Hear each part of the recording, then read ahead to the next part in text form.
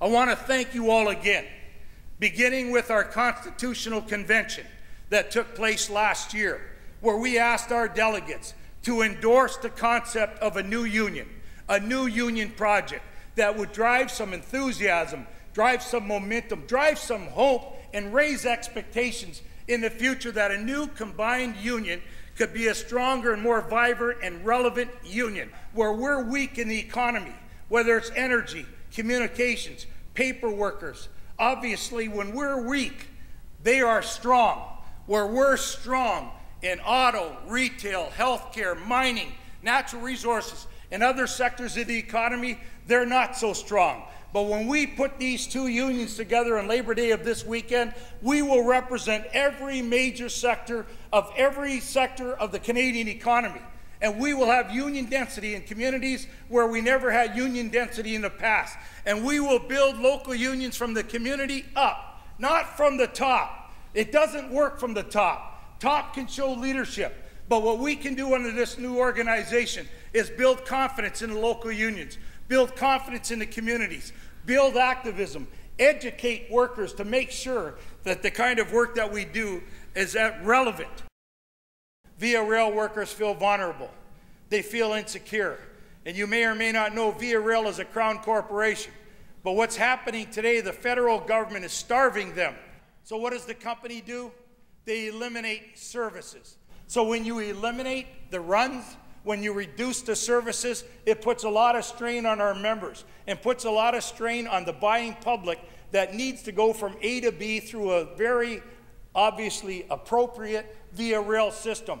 And today, when we got environmental challenges, economic challenges, if anything, they should be investing in rail. They should be investing in transit. They shouldn't be starving it. Quite frankly, if you care about environment sustainability, you would encourage people to use our Via Rail system. And boy, have I learned in the last 35 years that you cannot ignore politics. Because today, brothers and sisters, the challenges that we have as a result of free trade, NAFTA, the growing trade agreements with CETA, Korea, the South Asian Pacific, all of this will have a detrimental effect on Canadians and have a detrimental effect on our members, because these trade deals will continue to put more nails in the coffin of the auto industry and good-paying jobs in our country. Jim Stanford and I met with Stephen Harper a couple weeks ago, and we talked about the auto industry and its importance. We talked about the universal health care program in our country, where the federal government is starving transfer payments to provinces, where provinces are making decisions to cut health care services that are important to the country. We talked about trade, and ultimately I had an opportunity to talk about the government's direction on the RAND formula.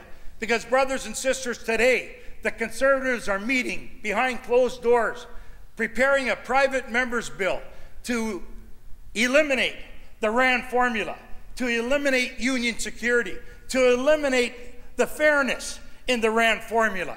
Justice Rand ruled that union security was important, and what he said was every member of a unionized workplace benefits as a result of collective bargaining.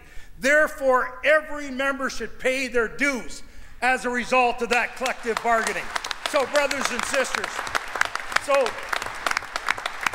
brothers and sisters, we raised those particular issues. Now, he pointedly said, Ken, I am going to have more trade agreements than any prime minister's ever had in the history of this country.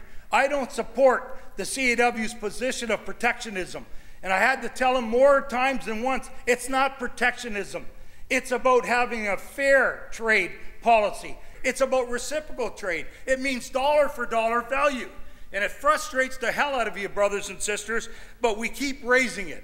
What I want you all to do right now is stand up and give yourself applause for accepting the responsibility, for taking on the responsibility, and for fighting for the justice that's necessary. Thank you all.